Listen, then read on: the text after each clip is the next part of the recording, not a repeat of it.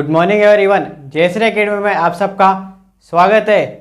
तो दोस्तों, हम हमारे टॉपिक प्रकाश में आगे बढ़ते हुए आज जानेंगे दर्पण सूत्र यानी मिरर फॉर्मूला के बारे में। ये एक ऐसा फॉर्मूला है जिसमें हमें दर्पण की फोकस दूरी, उसके प्रतिबिंब और बिंब की लंबाई में आपस में संबंध देखने को मिलता है और इससे न्यूमेरिकल बनते हैं। यानी एग्जामों में क्वेश्चन में कोई भी दो राशि हमको दी जाएगी और तीसरी राशि हमसे पूछ ली जाएगी। ये फॉर्मूला इस प्रकार है कि 1/f = 1/v + 1/u। इसमें इन तीनों के क्या सिंबल होते हैं? f यहाँ पे फोकस दूरी को दिखाता है, v प्रतिबिंब की दूरी को और u बिंब की दूरी को। और एक बात और यहाँ पे ध्यान दीजिएगा कि v, u और f को हम चिन्ह के साथ यानी जिसके लिए या जिस दर्पण के लिए ये दूरी प्लस में आएंगे उनको प्लस में लिखेंगे और जिस दर्पण के लिए ये दूरियां माइनस में आएगी उनको माइनस में लिखेंगे। इसके बाद जानते हैं आवर्धनता के बारे में यानी मैग्निफिकेशन के बारे में। मैग्निफिकेशन क्या होता है? प्रतिबिंब की ऊंचाई और बिंब की ऊंचाई के अनुपात को ही हम आवर्धनता कहते हैं। या प्रतिबिंब की ऊंचाई बिंब के अनुपात में कितना ज़्यादा या कितना कम होगी, इसे ही हम आवर्धनता के रूप में पढ़ते हैं। इसका फॉर्मूला भी इसकी परिभाषा से ही हम बना सकते हैं। आवर्धनता को हम m से प्रदर्शित करते हैं। आप ये बात भी नोट कीजिए कि आवर्धनता को किससे प्रदर्शित किया जाता है? स्मॉल m से। आवर्धनता का सूत्र होता है प्रतिबिंब की ऊंचाई बटे बिंब की ऊंचाई। हम यहाँ पर आवर्धनता के लिए इतने लंबे फॉर्मूले की जगह इनको छोटे छोटे सिंबल में नाम दे देते हैं।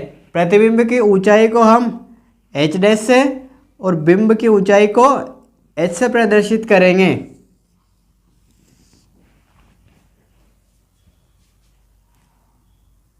अब हम यहाँ पर एक बहुत ही इंपॉर्टेंट रिलेशन के बारे में पढ़ेंगे जो कि m, v और u में आपस में संबंध को दर्शाता है। ये संबंध कुछ इस प्रकार है, m = h'/h यानी प्रतिबिंब की ऊंचाई बटे बिंब की ऊंचाई। ये तो हमने आवर्धनता में अभी थोड़ी देर पहले पढ़ा, लेकिन साथ ही ये किसके बराबर होता है? v/u के ऋणात्मक मान यानी -v/u। v यहाँ पे प्रतिबिंब की दूरी है और u जैसा कि हम सभी जानते हैं बिंब की दूरी। अब इस संबंध से जो जो केसेस बन सकते थे वो सब हमने यहाँ पे बोर्ड पे लिखे हैं। अब इनको एक एक करके हम समझते हैं। पहला रिलेशन इसने ये दिया है कि m की वैल्यू नेगेटिव और v u से बड़ा है तो प्रतिबिंब वास्तविक होगा, उल्टा होगा एवं आवर्धित होगा। अब हम इन तीनों को एक एक करके चेक करते हैं। वास्तविक और आभासी के लिए हम कैसे पता लगाते हैं कि ये किस प्रकार का होगा? तो ध्यान दीजिए, हमने फर्स्ट में ही क्लास के स्टार्टिंग में ही सीखा था कि वास्तविक प्रतिबिंब वो होता है जब प्रतिबिंब दर्पण के सामने बने और आभासी वो होता है जब दर्पण के पीछे प्रतिबिंब बने। तो वास्तविक बनने के लिए शर्त हमारे पास है, जैसे ये दर्पण है तो v, ये हमारे पास कोई दर्पण है, वास्तविक तब बनेगा जब v इधर होगा हमारे पास,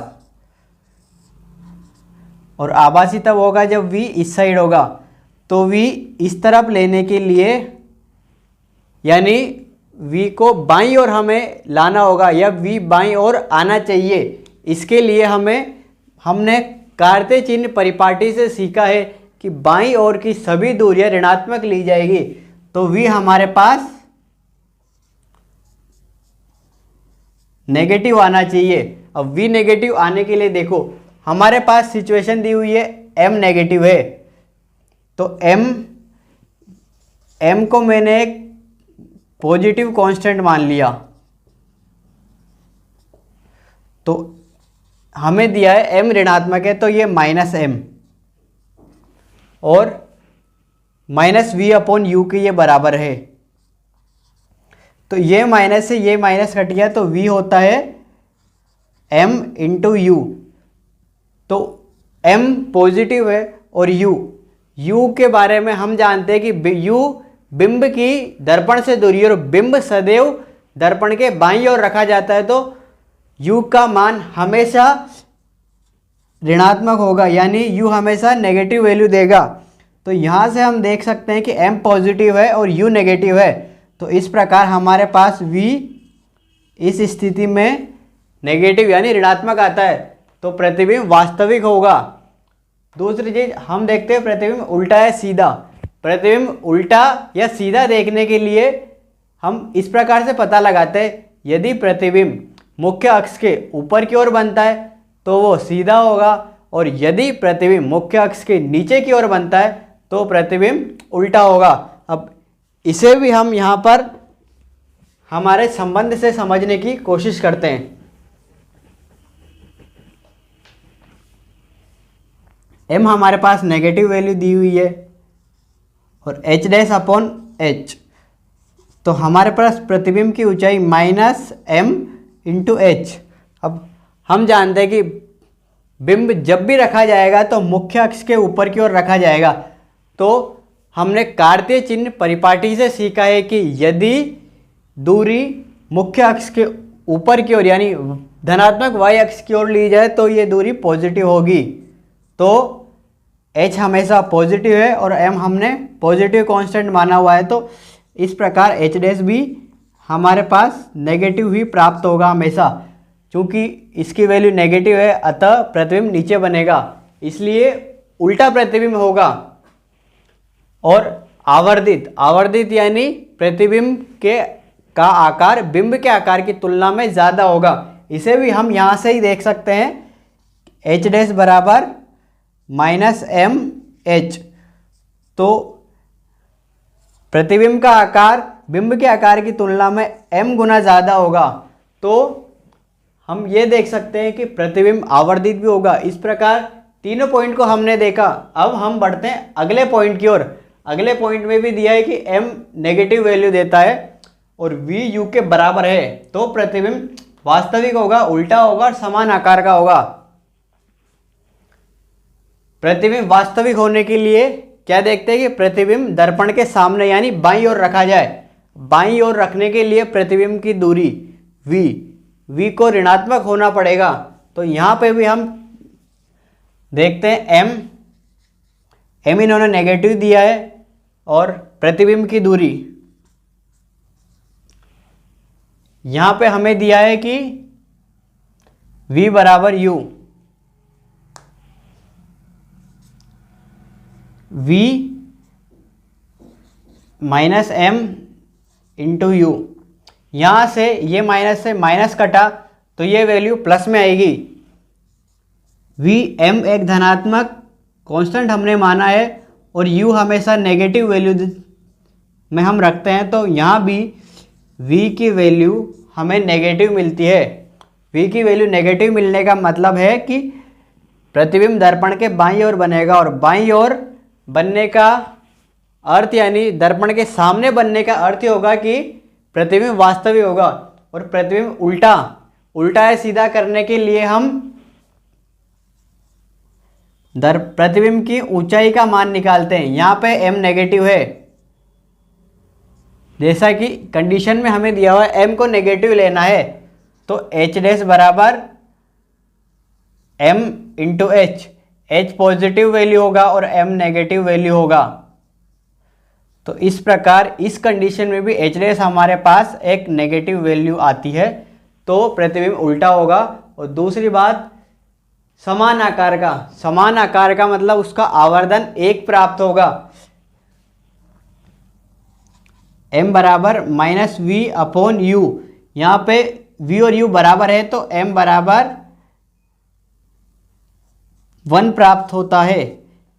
u नेगेटिव वैल्यू होती है तो इसके माइनस से इसका माइनस कट जाएगा और m की वैल्यू एक धनात्मक नियतांक यानी 1 प्राप्त होगी। इसीलिए हम कह सकते हैं कि ये समान आकार का है। इसके बाद हम तीसरा पॉइंट देख, m की वैल्यू नेगेटिव, फिर m की वैल्यू नेगेटिव दी जाएगी। m की वैल्यू नेगेटिव और v u से छोटा है तो प्रतिबिंब वास्तविक होगा। प्रतिबिंब के वास्तविक के लिए हम v का मान ज्ञात करते हैं। m नेगेटिव वैल्यू है पहली चीज़, तो नेगेटिव से नेगेटिव कटेगा v बराबर एम यू, यू का वैल्यू हमेशा नेगेटिव रखी जाती है, तो यहाँ पे v भी एक ऋणात्मक मान प्राप्त हुआ, इसलिए दर्पण के सामने प्रतिबिंब की स्थिति होगी, इसी कारण वो वास्तविक होगा। अब प्रतिबिंब उल्टा है सीधा को चेक करते हैं। m बराबर H dash upon H, m की वैल्यू नेगेटिव होगी तो h डैश बराबर माइनस एम एच। यहाँ पे बिंब की दूरी हर सिचुएशन में धनात्मक ली जाएगी, क्योंकि बिंब मुख्य अक्ष के ऊपर रखा जाता है, तो h डैश की वैल्यू यहाँ भी ऋणात्मक प्राप्त हुई, तो प्रतिबिंब उल्टा होगा। और चूंकि v का आकार u से छोटा है, अतः यहाँ पे इसमें मान रखने पर ये 1 से कम प्राप्त होगा, और h डैश का मान जब हम h के रूप में ज्ञात करेंगे तो वो h से कम प्राप्त होगा, इसीलिए प्रतिबिंब छोटे आकार का होगा। चौथी कंडीशन थोड़ी अलग है, इसको ध्यान से समझो। m को यदि धनात्मक लिया जाए, m को धनात्मक यानी पॉजिटिव लिया जाए, तो प्रतिबिंब आभासी होगा माइनस वी अपॉन यू। यहाँ पे v बराबर माइनस एम यू, u की वैल्यू दर्पण के सामने बिंब होने के कारण हमेशा नेगेटिव ली जाती है, तो v की वैल्यू हमें एम यू यानी एक v की वैल्यू हमें धनात्मक प्राप्त होती है, और धनात्मक v की वैल्यू का मतलब है कि दर्पण, ये दर्पण है, दर्पण के दाईं ओर प्रतिबिंब की दूरी होगी, यानी प्रतिबिंब दर्पण के पीछे बनेगा, इसी कारण प्रतिबिंब आभासी होगा। अब बात करते हैं प्रतिबिंब सीधा की। प्रतिबिंब सीधा या उल्टा ज्ञात करने के लिए हम h का मान ज्ञात करते हैं। h अपॉन एच डैश बराबर m, h डैश बराबर m h। h की वैल्यू हमेशा पॉजिटिव रखी जाती है, और m की वैल्यू हमें पॉजिटिव दी है, तो h की वैल्यू भी पॉजिटिव। h की वैल्यू पॉजिटिव दिखाता है कि मुख्य अक्ष के ऊपर की ओर प्रतिबिंब बनेगा, इसलिए प्रतिबिंब सीधा होगा। और आवर्धित का मतलब है कि h की वैल्यू m से गुणा हो रही है, यानी आवर्धित प्रतिबिंब होगा, h ऊंचाई की तुलना में m गुना ज़्यादा होगा प्रतिबिंब। इस प्रकार इन सब, एक तो रिलेशन को आप अच्छे से ध्यान रखेंगे, दूसरी बार इन सब पॉइंट्स को भी आप अच्छे से ध्यान रखेंगे, और हो सके तो अपने नोट्स में ऐड करिए, ताकि बाद में आप जब स्टडी करो तब इनको समझने में आसानी हो। अब हम एक नया टॉपिक पढ़ते हैं, अपवर्तन। ये टॉपिक है तो प्रकाश के अंदर ही, लेकिन अब तक हम जो पढ़ रहे थे उससे थोड़ा अलग है। अपवर्तन, अपवर्तन को इंग्लिश में रिफ्रैक्शन कहते हैं। ध्यान दीजिए, इसके नाम से ही कई बार लोग कंफ्यूज हो जाते हैं, रिफ्रैक्शन और रिफ्लेक्शन। इनको क्लियर रखिए कि रिफ्रैक्शन अपवर्तन को कहा जाता है, और रिफ्लेक्शन परावर्तन को कहा जाता है। अब अपवर्तन की परिभाषा क्या होती है? अपवर्तन ऐसा होता है कि प्रकाश की किरण का जब एक माध्यम से दूसरे माध्यम में प्रवेश करती है, जिनका अपवर्तांक अलग अलग हो, यानी या तो सघन से विरल में या विरल से सघन में, किसी भी माध्यम में एक से दूसरे माध्यम में जब प्रकाश किरण प्रवेश करेगी तो उसकी दिशा परिवर्तित हो जाना, या ये कह सकते हैं कि अभिलंब से उसका कोण परिवर्तित हो जाना, यह घटना ही अपवर्तन कहलाती है। इसको आप इस डायग्राम से समझो। जैसे माध्यम 1 से किरण गुजर रही है, ये माध्यम विरल है, और माध्यम 2 में किरण प्रवेश करती है, तो जैसे ही प्रकाश किरण विरल माध्यम से सघन माध्यम में प्रवेश करती है तो ये अभिलंब की ओर झुक जाती है, और अगर प्रकाश किरण सघन माध्यम से विरल माध्यम में प्रवेश करे तो प्रकाश किरण अभिलंब से थोड़ा दूर हट जाती है। यही घटना प्रकाश का अपवर्तन कहलाती है। अब जानते हैं अपवर्तन के नियम के बारे में। अपवर्तन का पहला नियम यह है कि आपतित किरण, अपवर्तित किरण व अभिलंब तीनों सदैव एक ही तल में होंगे। और दूसरा नियम यह कहता है कि आपतन कोण की ज्या और अपवर्तन कोण की ज्या का अनुपात सदैव एक नियतांक के रूप में होता है। इसे म्यू से प्रदर्शित किया जाता है। यहाँ पे म्यू को हम अपवर्तनांक कहते हैं। म्यू को अपवर्तनांक के नाम से